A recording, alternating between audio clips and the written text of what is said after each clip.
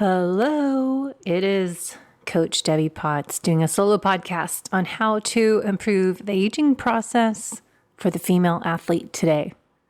So stop blaming the aging process and instead let's all learn how to adjust how we fuel and train to improve our body composition, performance, gains, and recovery. So if you're like me, you may be lacking some power, strength, and speed. So let's change how we train and improve that. Let's go.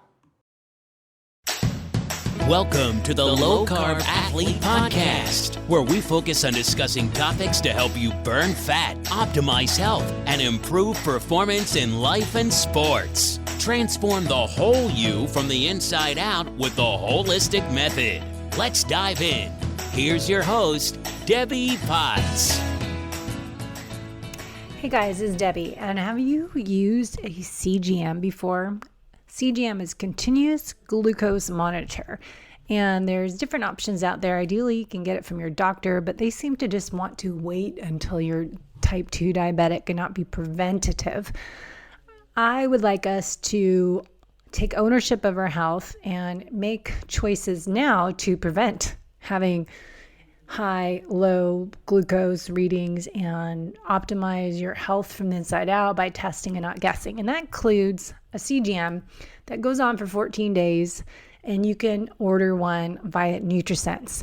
And CGM is giving you glucose updates with a small device in the back of your arm, 24/7. Totally easy. I actually did a video on my YouTube channel, Low Carb Athlete, how to apply this CGM. First time, kind of scared, but it doesn't hurt. But it gives you real-time glucose readings. Glucose response to meals. You'll learn about what foods are reactive to you, and that could be a healthy food that you think is great, but it could raise your glucose. Simple things as stevia, for me, raise my glucose.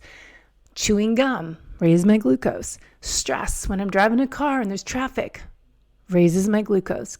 Every stress response is a glucose response. So learn how to manage your stress. Learn how to pick right foods for you, unless you can, do other lab testing and figure out vibrant wellness food zoomers, but it's kind of expensive for people. So if you can wear a CGM, it's a great way to learn about stress, food, exercise, stacking movement with your nutrition. Figure out how to balance your blood sugar. So we want to learn more about how to exercise and eat or not eat. And morning cortisol, does it raise your glucose? If there's hidden stressors at nighttime, does your glucose go up higher while you're sleeping? So it gives us lots of clues that we can put in our investigation when we are working on your personalized fueling, training, and performance program to improve fat loss, performance, and longevity. So head to NutriSense website, nutrisense.io, how it works. You can learn more about your habits, your routines, your relationship to food, a little bit more. Great app to use, and it can sync on to different programs. So you can put it all together. So if you want to get started with your journey in NutriSense, I suggest this to all my clients. Use at least 30 days. So you can do a 30-day, 90-day, different programs, but you can pick which one you want. You get the sensor in the mail, put it on, lasts for 14 days, sync it to the app, and get your readings on there. And then if you're doing my VIP coaching program, I'm working with you to correlate this data together. So begin your health optimization journey with NutriSense, and you can save on your order with our code, as usual, Low Carb Athlete. So no carbs is not our goal, it's carb timing, and using NutriSense, you can help figure out your nutrient-dense whole food plan and when to adjust your macros based on your exercise intensity, duration, based on your life stressors, and learn more. So it's nice to have this data. So test and not guess with NutriSense. Let me know how you like it. What is the definition of insanity?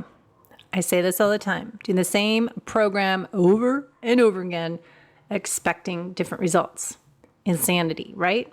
So if your program is working for you, then maybe you don't need to fix it, or maybe monthly or quarterly.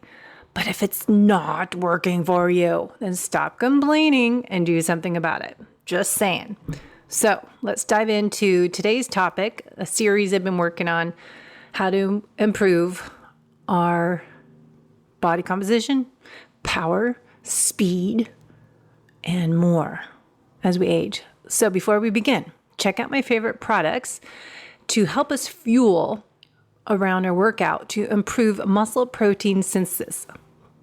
Maybe you're like me, I can't eat a meal after I work out, but I know I need to have some good quality protein to get the amino acids in with the leucine amino acid profile, about 2.5 to 3.0 grams of leucine in those amino acids in the whey protein or bone broth protein or beef protein.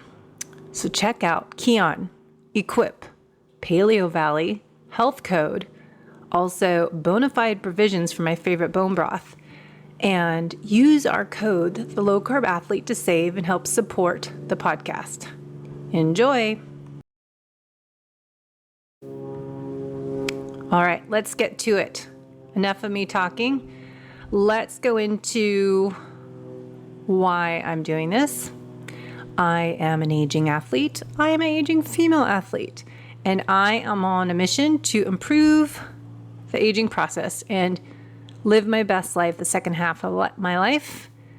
And along that way, I need to adjust how I personally fuel in and around my workouts and throughout the day and train to improve what I'm losing: speed, power, and muscle. Instead of complaining about it, go, oh, I'm getting older, wah, wah, wah, and my hormones are lower, blah, blah, blah. You can take all the hormone replacement therapy you need, but you still have to put the work in. You can take all those supplements to help you balance your blood sugar, but you still need to eat protein, real nutrient-dense food that doesn't come in a barcode or a package, and we need to lift heavy weights, do plyometrics, and do HIIT training and sit training, sprint interval training, when appropriate for experienced athletes. Part of this training method I would love for you to do is get a personalized coaching program. I know you don't all live near me in North San Diego, but I do offer now metabolic testing from PNOE. So you can find someone that's near you, or you can fly out to San Diego and meet me and do a training program. Do your resting metabolic test, where we measure your metabolic fitness, resting metabolic rate, fat burning efficiency, heart fitness, lung fitness, breathing and cognition, breathing and posture, your diabetes risk, medical history, training, and nutrition history we go over. Now, if you can do the exercise metabolic test or active test, this will give us more information on what I really want to do another podcast with Daniel Crumback on, because all I hear about from Rhonda Patrick, Andrew Huberman, and Peter Attia, and others are talking about how you can improve your VO2 max with zone 2 training. Most of us here listening are endurance athletes. I've been training as an endurance athlete, doing all the long, slow distance training for the past 25 years.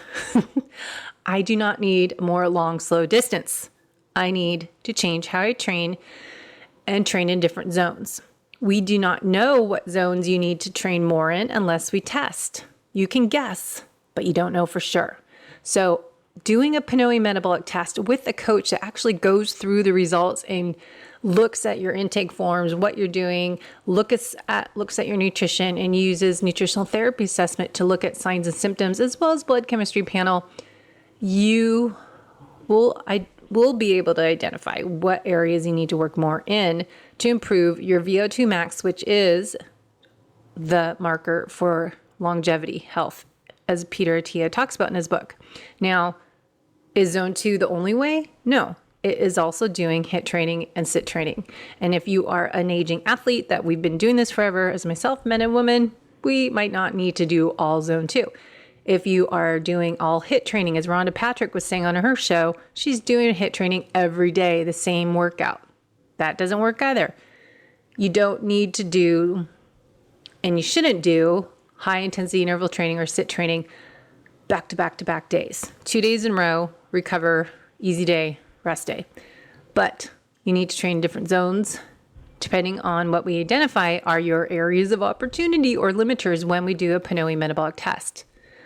But I do know people doing PNOE metabolic testing at some locations, and they're not interpreting the results correctly and giving you a personalized plan based on the results and correlating everything together.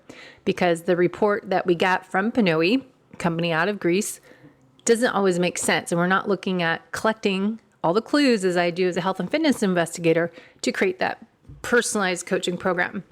So anyways, on the report after the metabolic testing for exercise, you get a evaluation on your aerobic health, your cardiovascular fitness, respiratory capacity, respiratory capability, expiratory power, respiratory coordination, breathing and cognition, breathing and stability, fat burning efficiency, your metabolic rate, high intensity performance evaluation, your movement economy, and recovery capacity. Both these tests are ideally done back to back. When your RMR test is done, you should be fasted about 3 hours before. When you are doing the exercise test, you can choose how you normally fuel before that test. And then we create a plan using what I call the holistic method, 8 elements. And as I said already, collecting data from your nutritional therapy questionnaire. I give you a 3-day food and mood log, looking at your exercise and your energy and your sleep and your motility and your stress, supplements, and of course, what you're eating. Now, I put that all together, so I do charge a little more because I spend a lot of time on you and figure out what is best for you, the unique you. And we want to identify what is your fat burning efficiency range? What are your goals? How are you training?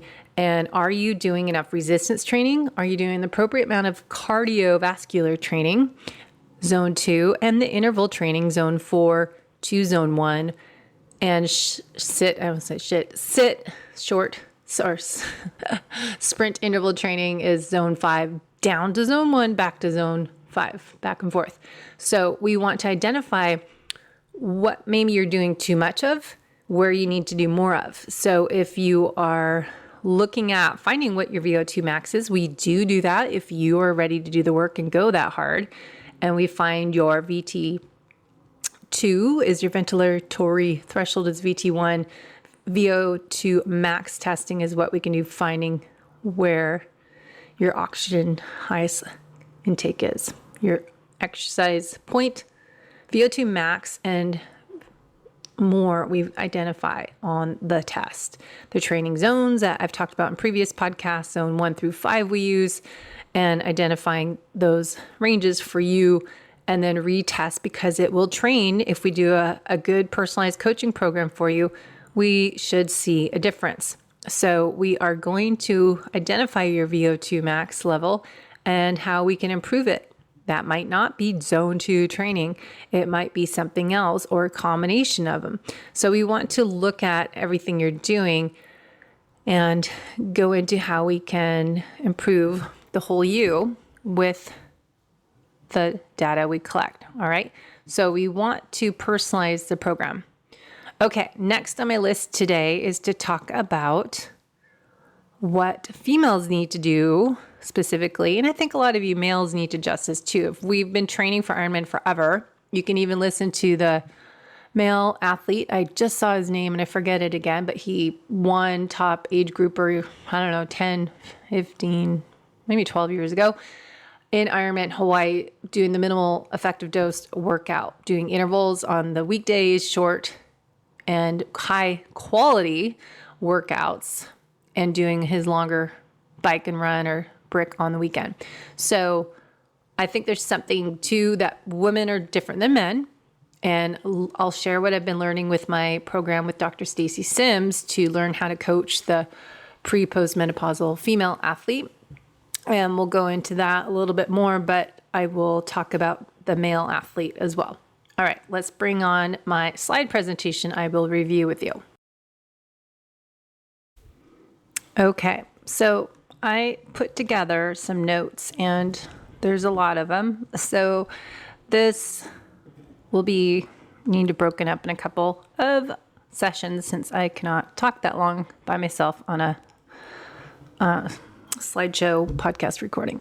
So what I want to talk about is female athletes.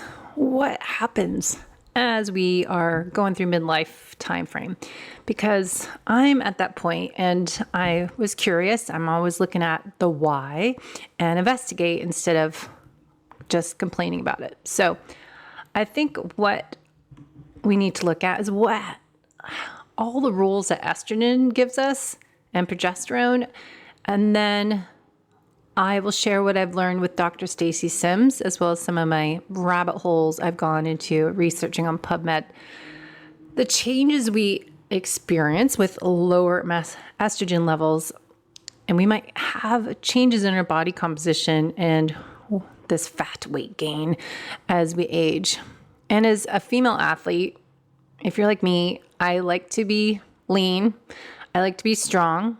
I like to still be able to have, I'm not fast, but I like to have some speed. And I really have lost that over the years because I think part of it is Ironman marathoners, 50K runners, whatever long distance training we're doing. We get used to this long, slow distance, and we need to do, as I already said, short sprints because I am doing too much slow twitch muscle fiber work and I need more fast twitch muscle fibers. And that is part of what we have changing as we get older. So some of the changes, metabolic changes, estrogen has a role in regulating metabolism. So as estrogen levels decline, the metabolic rate can decrease, leading to potential increases in calories stored in fat. The change in metabolism can contribute to weight gain if you don't change things. So how do you increase your metabolism? Lift heavy weights. All right, so shift in fat distribution. Lower estrogen levels can lead to shift in fat distribution with more fat being stored in the abdominal area. And that, I think, has a lot to do with cortisol. And we want to avoid that visceral fat or central fat because that's connected more with metabolic conditions as insulin resistance, cardiovascular disease. Appetite regulation. Estrogen influences appetite regulation. Lower estrogen levels can lead to changes in hunger and satiety. I think that might be more connected to insulin resistance, insulin insensitivity, loss of lean body mass. So estrogen helps us maintain lean mass and build muscle. So with lower estrogen levels, we might have tendency to lose muscle mass and decrease in lower muscle. As we said, the first part of metabolic changes, this is all connected, can lead to a decrease in basal metabolic rate, the number of calories you burn at rest, which I test with PNOE. Less muscle mass means burning less calories and your body composition will change. Our metabolism is slower, and then there's a whole connection of high stress, lower cortisol, higher cortisol, adrenal dysfunction will impact your thyroid, and lower thyroid hypothyroidism is going to be connected with slower metabolism. So you put all that together, we really want to manage our stress and lift heavy weights and prioritize protein to help our storage tank, our muscles, be bigger suitcases, so to speak. Physical activity changes. Well, less activity. Some people just have more fatigue, joint discomfort, so that can contribute to weight gain. So that would be managing your stress, prioritizing your sleep, and changing how you train so it's not exhaustive, but just short sprints that won't leave you drained afterwards, more energized.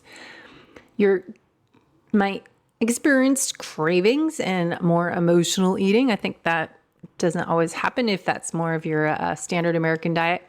Increased calorie intake and weight gain. That's, I think, a lot of people say that luteal phase, progesterone, leaves you more carb cravings. I think that's more important for eating more protein with fatty meat. So you get the fat and protein filling you up, and then eating your carbohydrates from more starch, resistant starches, and the vegetables underground, like sweet potatoes, work for me. Changes in cravings. I said that. Insulin resistance is a big one we'll get into over the series here. Estrogen helps improve insulin sensitivity, lower estrogen levels can lead to a reduction in insulin sensitivity, which contributes to weight gain and higher risk of developing metabolic condition as type 2 diabetes. But remember, before type 2 diabetes, this is why we need our insulin tested.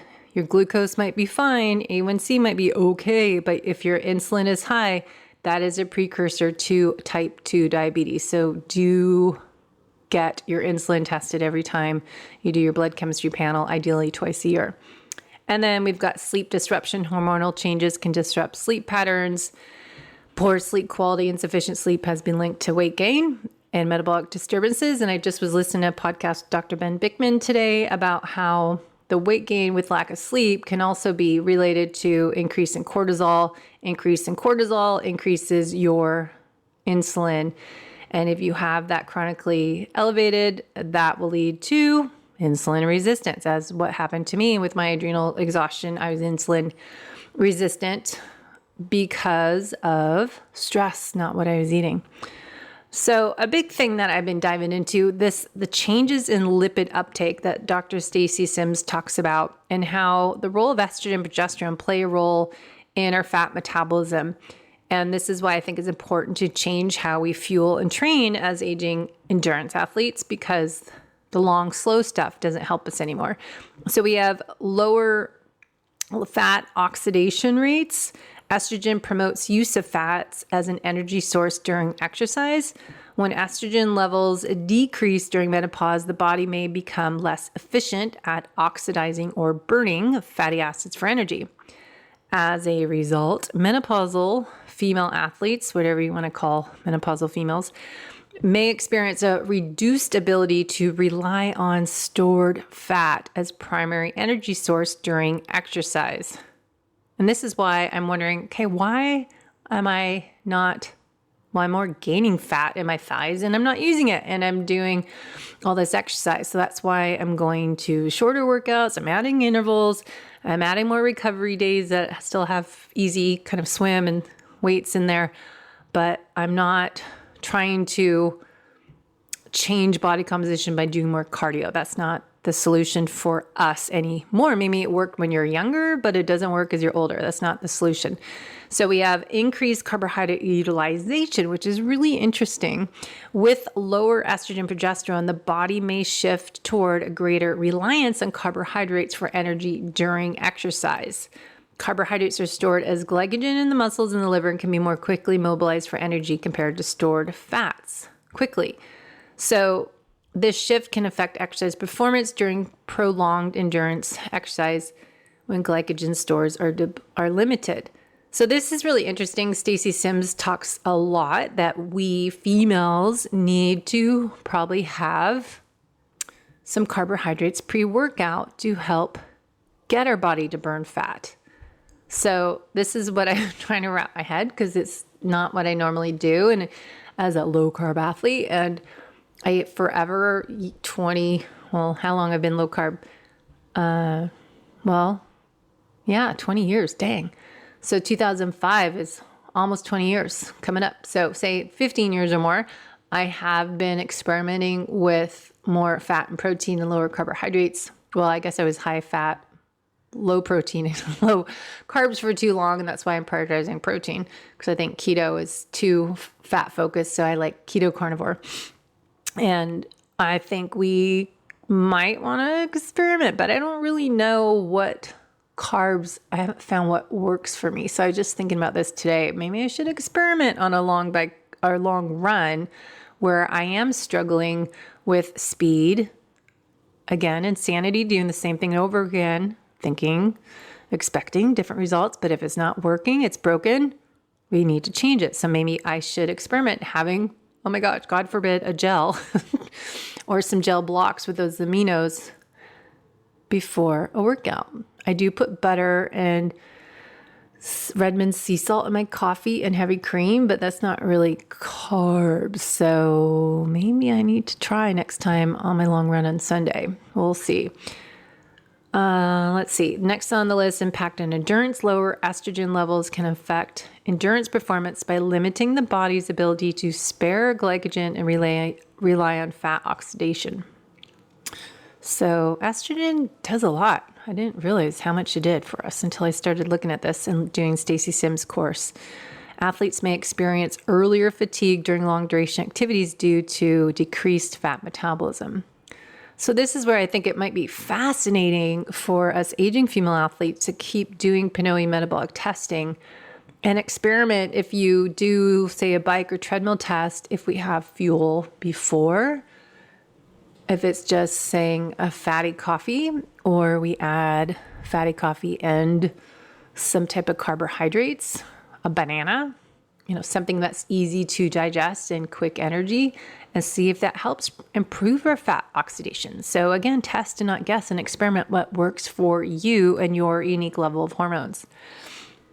And athletes have an increased fat storage as we have lower estrogen during this transition period in life because we have increased storage, visceral fat storage, and that can be related to insulin resistance and metabolic dysfunction. So the body may be prioritizing storing fat rather than efficiently using it for energy during exercise. So how the heck am I supposed to burn this fat, as I've been a fat adapted low carb athlete for 20 years and doing all the endurance work and low heart rate work? Well, it's going to backfire because now my estrogen for the last 10 years has been super low, and testosterone and DHA and looking at taking hormones might help other symptoms, but it's not going to change my body composition. So that's why we want to look at how we are training and fueling. So hormone variability, they talk about in this research summary that to utilize fat for fuel for during exercise, we want to change perhaps how we're doing our nutrient timing, our strategic carb intake in and around our workout to improve our fat metabolism. So as we are aging females, we need to look at what are we losing. So we need to send the signal to build and maintain the muscle mass, because what do we see in men and women as they age? They get frail.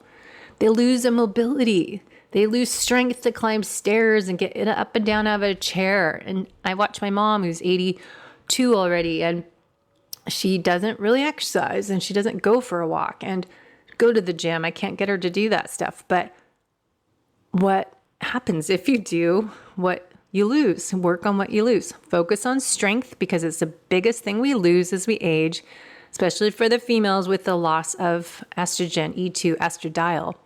Hypertrophy type of training, which is higher reps, doesn't work for what we need as the aging female athletes based on Dr. Stacy Sims research. We have an increased power production, strength production, metabolic rate, metabolic efficiency, joint strength, joint stability, bone mineral density, and immune system is all change based on estrogen. So estrogen we don't have it as much to allow us to work on all this power, strength, metabolism stuff we need. So I think it's really looking at changes in our body composition, looking at why are we struggling? The program I have been doing is not working anymore. So I changed the last year last 5 years, I think I've been doing more heavy weights, but I haven't been doing since I turned 50. I did this 6 months of training for my 50th birthday workout. I wrote myself doing some plyometrics, heavy weights, and doing these 10 by 5 or 5 by 10. So it's 50 of everything I did. I worked 6 months on that. My body, I've actually lost weight for my birthday, and I was leaner. Some people said I was too skinny. And then I stopped training that way because I hurt my back doing plyometrics, my spine, hips, something's out of whack. Then I just started doing heavy weights, and my body composition changed again. So I know what I am needing more of, and that's what I've been doing. In the last month, I did my anti-aging protocol that I experimented with on myself, adding in with my 3 to 5 repetitions of heavy weights, because we need that strength training to help us deal with the changes we have with our loss of estrogen. We need the strength contraction to focus on building the muscle. And we need to work on those changes of their estrogen, estradiol receptor sites, and neuromuscular systems by adding in the plyometrics, HIIT training, and sit training. So going back to the changes in lipid uptake, Dr. Stacy Sims teaches us that increasing the fat uptake into muscle to improve fat loss, we need to optimize exercise strategies to enhance our metabolic efficiency and promote favorable changes in our body composition. So we need to adjust the training again to help that change. So remember, during those transition years, post menopause, remember menopause is one day when you're suddenly, silly rule, 1 year of no cycle, you're in menopause. This hormonal change leads to a shift in fat distribution and says more, they always say more fat in the abdominal area, but I get fat, abdominal area and my thighs is where I always get bigger. So to improve body composition, the solution, we want a strong contraction with heavy weights, HIIT training with the sit training, plyometrics a few times a week. Resistance strength training helps us deal with those changes with the lower hormones. Dr. Stacy Sims explains in her Menopause 2.0 program you can take why we need higher intensity intervals over the long, slow distance to burn fat. She talks about how we have changes in that lipid turnover, how our body uses and stores body fat, and how this impacts our body weight. And I know, sadly, I just went to the doctor. I don't weigh myself, but I told them not to tell me, but then I saw how much I weigh, and I'm tall, so I hate seeing how much I weigh. I just rather not know and just go by feel and measure or do a bikini photo shoot by myself. But I am like 10, 15 pounds heavier than my ideal weight, or 15 pounds for my race weight. But ideally, I have 10 pounds I like to get off of me. So I am changing how I train, obviously, and playing around with my nutrition, I think, will be a good experiment. Remember, N equals 1. But Dr. Stacy Sims says as we age, the weight or the fat loss is impacted by the changes in our lipid fat removal. So to lose fat weight, it's not about burning more fat and using fat as fuel. This is what I keep reading over this because it's hard to go change your ways. Changing the rate of lipid, the fat uptake into the adipose tissue. So she says it's as we age, we decrease the amount of fat used by the body. So as we age, we have an increased amount of fat due to dysregulation in our metabolism since we're not able to pull carbohydrates into the muscle by itself. And we have more oxidative stress. The body responds to focus on energy to build the muscle tissue. And we want to learn how to use these fuels to signal how to tell the body it's okay, signal fat to be uptake by the muscle cell and fat tissue to be used for fuel to increase. We don't want to increase fat stored, but we want to increase the need for fat fuel. So she talks about this much better than me, but the HIIT training is why we want to do this twice a week and doing some short 10 to 30 seconds all out with enough rest, 1 to 5 minutes in between for some people, with heavy weights.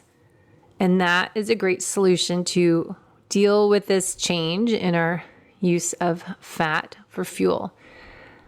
Short sprint interval training improves fast twitch muscle fibers, and working at that top end, zone 5, metabolic anaerobic capacity to help the muscles increase with glucose uptake.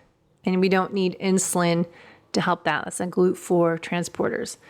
So we want to get that fuel into the body, and we can also improve our mitochondria working at that higher intensity level, not just in zone 2 as we're talking about.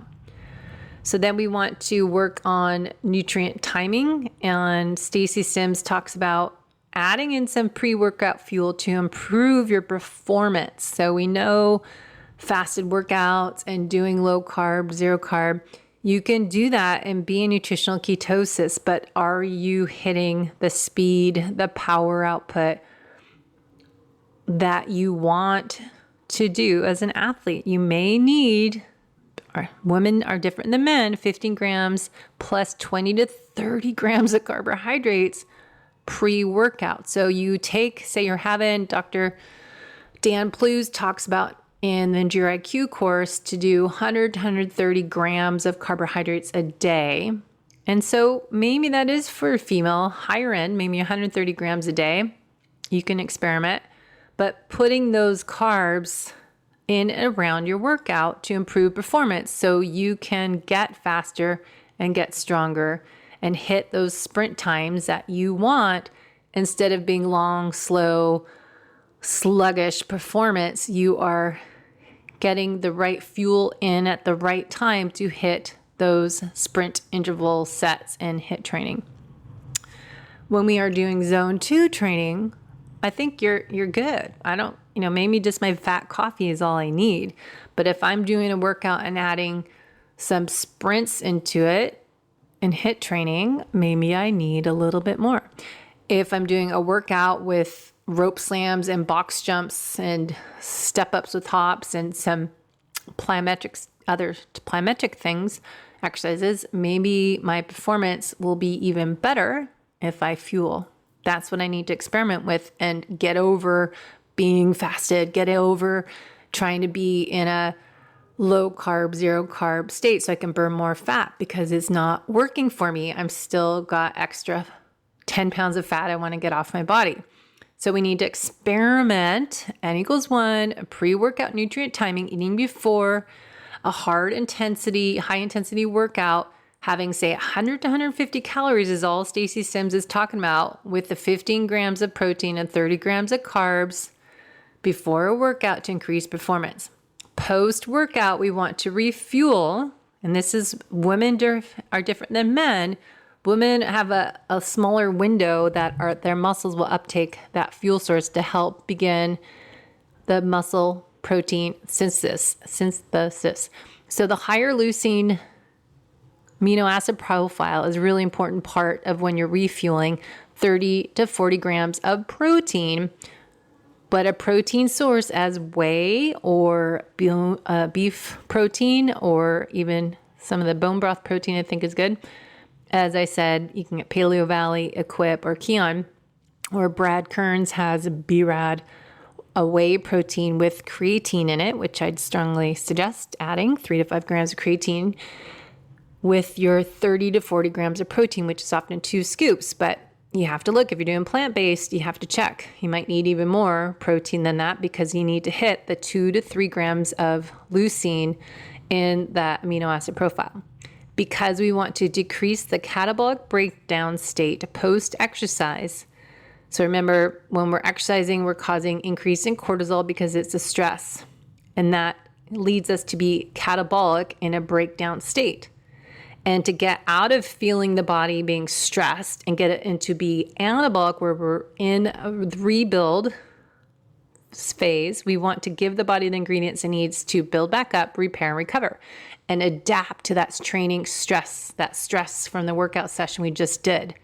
When we don't eat for hours afterwards, which I tend to do too much of, we're creating that signal to the body that we are still stressed and we are going to get more of that low energy availabilities that you'll hear about, LEA, as a female athlete, because we don't eat enough and we're left in a low energy state. So it's really important, I'll say it again, to stimulate muscle protein synthesis as a female athlete with lower hormones. We need post-workout refuel 30 to 40 grams of protein, a protein source that includes higher leucine, 2 to 3 grams of the amino acid in that protein, to decrease catabolic breakdown state post-exercise. The post-workout nutrition helps improve glucose control, so we are able to pull glucose into the muscles through exercise training and post-exercise. Nutrient timing, Dr. Stacy Sims talks about a lot around exercise, so we don't need to depend on insulin as we are more insensitive with our lower hormones, progesterone. And essential amino acids post-resistant training, high intensity and endurance training to promote muscle protein synthesis is key to helping you repair, rebuild, and get ready for your next workout session the next day. So exercise is an external stressor. So we talk about hormesis, hormetic stressors. Exercise is a stressor. Anything chronic is not good. We want acute stress, hormetic stress to create that benefit, right? So remember, hormesis is lifting weights, doing the interval training, doing feasting, fasting, doing cold therapy, hot therapy. It's a shock, high intensity interval, and then you recover. So we want on-off stress, not nonstop chronic stress that causes inflammation. So essential amino acids, I took Kion Aminos capsules post-workout today because I knew I was busy. I wasn't going to eat right away. I have Kion unsweetened whey protein that I can throw into my coffee and put it with my cream and whip it up, and it tastes pretty good. And I like to do that, or shake and add creatine. So we want to lower that low energy availability risk post-workout, prioritize protein, get our body out of that stress state because that's catabolic breaking down, and we want to get the right leucine content. So you have to be careful doing plant-based protein powders that you're getting the right amount. So read the label of the amino acid profile to make sure that's a good source, and how many scoops do you need of that protein powder, or ideally real food, to get the right amino acid profile to help muscle protein synthesis. Also listen to my podcast. I just put out a Q&A session with Dr. Elizabeth Bright. She talks about healthy fats for our hormones. Dr. Stacy Sims doesn't talk about healthy fats at all. She's talking about exercise performance. Dr. Elizabeth Bright is talking about supporting our adrenals and supporting our thyroid. Eating the right healthy fats to help build our hormones is really important since they are made from cholesterol. And so we want to have more healthy fats. Monounsaturated fats are foods like olive oil, avocados, and nuts. They can help improve insulin sensitivity and help hormone balance. We've got polyunsaturated fats. You need to look at omega-3s and omega-6s and the fatty acids and keeping that balance. You can test your omega profile. But omega-3 fatty acids are in fatty fish, salmon, mackerel, sardines, flax seeds, and walnuts. Some people can't do the nuts and the seeds, not good for your gut health. So that's why more of a keto carnivore diet / paleo would be a good combination. And omega-6 fatty acids that we have too much from vegetable oils, but you can get some good, need some omega-6, but we want the right balance with seeds, nuts, and look at that. So saturated fats are coconut oil, grass-fed meat, fats, pasture-raised animal products. These are good for hormone production. Some people need to do less, so look at your genetics. Cholesterol I just was hearing a podcast on this yesterday, but eggs, fatty fish, and organ meats. Your avocado is a healthy monounsaturated fat, has good fiber and vitamins and minerals. And then the fatty fish we talked about is good salmon, the mackerel, the small fish that I don't like, anchovies, sardines.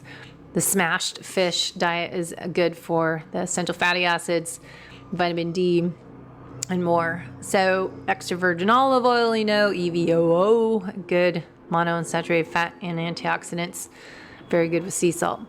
So lastly, testing and not guessing what nutrition supplements you might need, looking at what your workout program is now, look at your nutrition, when you're eating, when do you stop eating at nighttime.